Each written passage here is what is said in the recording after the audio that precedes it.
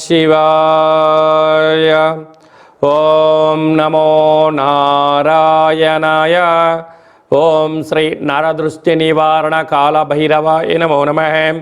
ఓం దాశరథాయ విద్మహే సీతావల్లభాయ ధీమహి తన్నో శ్రీరామచంద్ర ప్రచోదయాతు. హరి ఓం.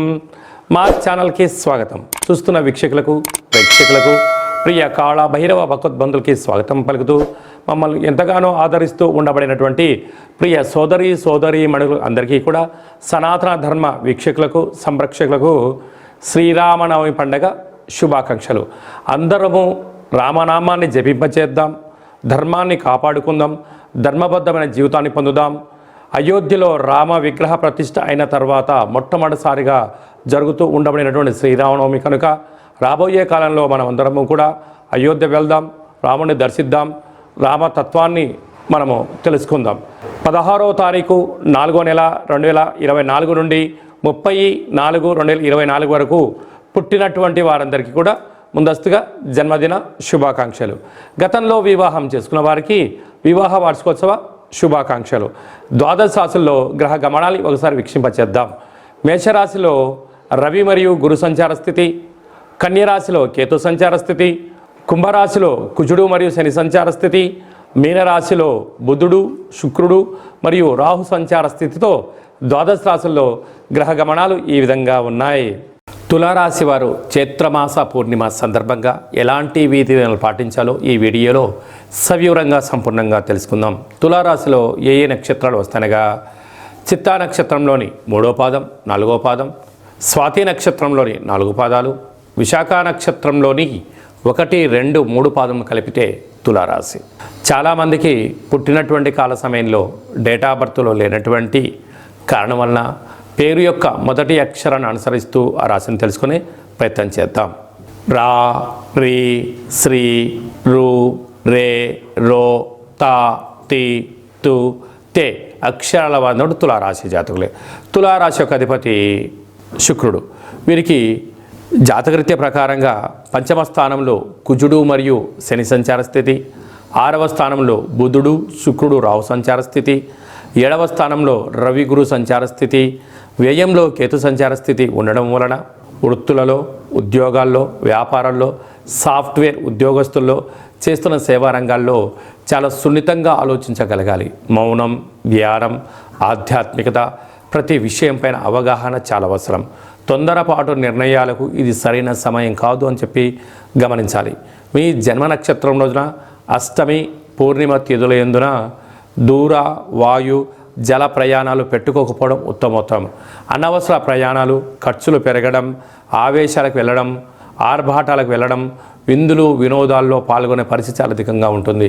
ఇలాంటి కాల సమయంలో అధికమైన ఖర్చులు పొంచి ఉన్నాయి కనుక వాటిని మనం నివారించగలగాలి అన్నట్లయితే ఒక తెలుపు రంగు క్లాత్లో నవధాన్యాలను మూటకట్టి ఆవు నీతితో దీపం వెలిగించి దిష్టి తీసి ప్రవహించే నీటిలో వేయడంలో కానీ లేకుంటే తెల్లజిల్లెడ వృక్షం మొదల్లో వేయడం కానీ ఆవుకు ఏర్పాటు చేయడం వలన ఆయువృద్ధి, ధర వృద్ధి కలుగుతుంది. సాఫ్ట్వేర్ రంగం వారు, హార్డ్వేర్ రంగం వారు, చేతి వృత్తుల వాళ్ళు, వ్యవసాయ సోదరీమణుల వాళ్ళు, గృహ భవన నిర్మాణ కార్యక్రమం చేసే వారికి చాలా మంచి కాలం ఉందని చెప్పి గమనించాలి.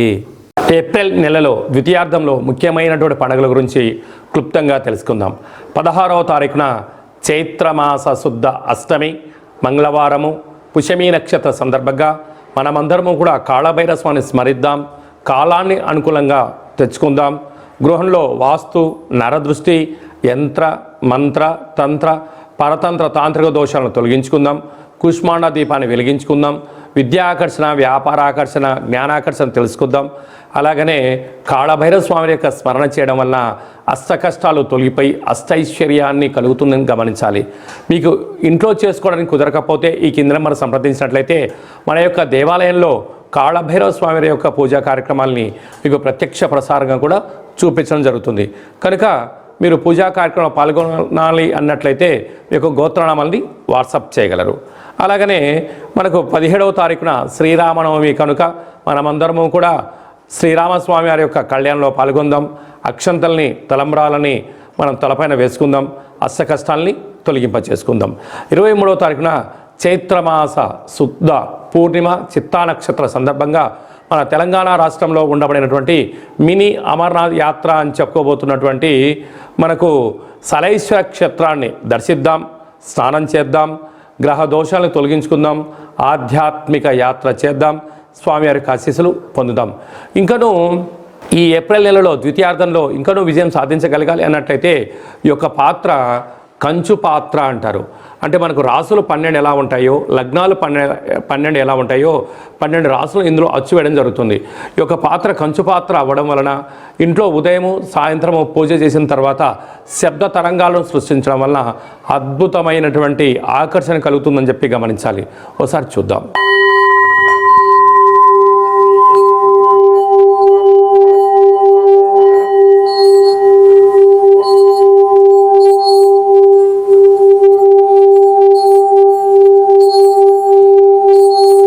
ఈ యొక్క శబ్ద తరంగాల ద్వారా మనిషి శరీరంలో ఉండబడినటువంటి 7 చక్రాలు వికసింపచేయడం, బయట ఉండబడిన లక్ష్మీదేవి ఇంట్లోకి రావడం, ఇంట్లో ఉండబడిన దరిద్ర దేవత బయటికి వెళ్ళడం కూడా జరుగుతుంటుంది. విద్య, ఉద్యోగ, వ్యాపార సకల జన ఆకర్షణ కలిగి మనం ఏదైతే అనుకుంటామో అది విజయం సాధించడం జరుగుతుంది. ఈ అక్షయ పాత్రతో పాటు ఒక కాళభైరవ స్వామి యొక్క పిరమిడు, డాలరు, కంకణము, కాళభైరవ హోమ కార్యక్రమాన్ని మీకు లైవ్ కూడా చూపించి గోత్రనామాల ద్వారా పూజ చేయించి మీకు ప్రసాదంగా ఏర్పాటు చేయడం జరుగుతుంది. ఆసక్తి గలవారు ఈ కింద నెంబర్ని సంప్రదించగలరు. అలాగే మీ వ్యక్తిగత జాతకం తెలుసుకోవాలనుకుంటున్నారా? మీ యొక్క పేరు, తేదీ, నెల, సంవత్సరం, సమయం రాసి వాట్సాప్ పంపించినట్లయితే 100 సంవత్సరాల జాతకాన్ని వ్రాసి పంపించి మీరు పుట్టినప్పుడు గ్రహ గమనాలు ఎలా ఉన్నాయి, ప్రస్తుతం ఎలా ఉన్నాయి, రాబోయే కాలం ఎలా ఉండబోతున్నాయో సవివరంగా తెలియజేయడం జరుగుతుంది. అలాగే మన దేవాలయంలో మన యొక్క జ్యోతిషం చెప్పించుకున్న వారందరికీ కూడా కాళభైరవ స్వామి వారి యొక్క అర్చన అభిషేక కార్యక్రమాలు కూడా ఉచితంగా కూడా చేయించడం జరుగుతుంది. అలాగనే చాలామందికి పుట్టినటువంటి కాల సమయంలో డేట్ ఆఫ్ బర్త్లో లేనటువంటి వారికి మీ పేరు యొక్క మొదటి అక్షరాన్ని అనుసరిస్తూ రాశిని తెలియజేస్తూ అలాగనే రమణ శాస్త్రం ద్వారా అనగా కాళభైరవ ఉపాసన చేత భూత, భవిష్యత్, వర్తమానాన్ని గవళ ద్వారా తెలియజేయడం జరుగుతుంది. ఆసక్తి గలవారు ఈ కేంద్రమును సంప్రదించి అపాయింట్మెంట్ తీసుకొని సంప్రదించగలరు. మీ డేట్ ఆఫ్ బర్త్లను వాట్సాప్లో పంపించగలరు. అలాగనే మీ అబ్బాయికి కానీ అమ్మాయికి కానీ ఎంత ప్రయత్నం చేసినా వివాహం అవ్వడం లేదా, ఎందుకు అవ్వడం లేదు, జాతకంలో ఎలాంటి యోగాలు ఉన్నాయి, జాతకంలో ఎలాంటి దోషాలు ఉన్నాయో తెలియజేయడం జరుగుతుంది. వచ్చినటువంటి వధువు వరుడు యొక్క జాతకంలో గ్రహ గమనాల యొక్క పరిస్థితులు బట్టి వీరిద్దరి వివాహ తదనంతరము సంతానము, విదేశానము, రాజసన్మానము, రాజయోగాలు కూడా తెలియజేయడం జరుగుతుంది. అలాగే మీ ఇంట్లో తరచుగా భార్యాభర్తలు గొడవ పడడం కానీ, ఇబ్బంది పడడం కానీ, ఒకరిపైన ఒకరికి అభిప్రాయాలు సక్రమంగా లేనటువంటి పరిస్థితి ఉన్నట్లయితే మీ యొక్క ఇరువురు పేర్లను పంపించగలిగినట్లయితే జాతకంలో ఉండబడిన దోషాలను గమనించి చిన్న చిన్న రెమెడీస్ ద్వారా మీరు పార్వతీ పరమేశ్వరులాగా కలిసి ఉండేటువంటి సలహాలు, సూచనలు కూడా ఇవ్వడం జరుగుతుంటుంది. అలాగనే మీకు పుట్టినటువంటి పిల్లల యొక్క డేట్ ఆఫ్ బర్త్లు పంపించినట్లయితే నామ నక్షత్రం ఏది పెట్టుకోవాలి, ఏ మాసంలో ఎలాంటి పేర్లు పెట్టుకోవాలి, వారి యొక్క విద్య, ఉద్యోగము, తదుపరి భవిష్యత్తును కూడా సంపూర్ణంగా తెలియజేయడం జరుగుతుంది. కనుక అపాయింట్మెంట్ తీసుకొని సంప్రదించగలరు. అందరికీ శుభం, జయం, లాభం కలగాలని కోరుకుంటూ ఆశీర్వచనం. శతమానం భవతి శతాయు పురుష సతేంద్రియ ఆయుష్యేవేంద్రియే ప్రతిష్టతి ధనం ధాన్యం బహుపుత్రలాభం శత సంవత్సరం దీర్ఘమాయు. సర్వే జనా సుఖినో భవంతు, లోకా సమస్తా సుఖినో భవంతు. సర్వం కాళభైరవ దేవతార్పణమస్తు. ఈ వీడియో మీకు నచ్చినట్టయితే లైక్ చేయండి, షేర్ చేయండి, మా ఛానల్ని సబ్స్క్రైబ్ చేసుకోండి. నేను చేస్తున్న ఆధ్యాత్మిక వీడియోలు మీకు ముందస్తుగా నోటిఫికేషన్ రావాలి అన్నట్టయితే గంట సింబల్ ప్రెస్ చేయండి, ఆల్ అని బటన్ కూడా తెలియచేయండి. మీరు ఎవరి క్షేమాన్ని అయితే కోరుకుంటున్నారో లేక మీ క్షేమాన్ని ఎవరైతే కోరుకుంటున్నారో వారందరికీ ఈ వీడియోను ఫార్వర్డ్ చేసి భగవంతుడి యొక్క ఆశీస్సులు పొందగలరు.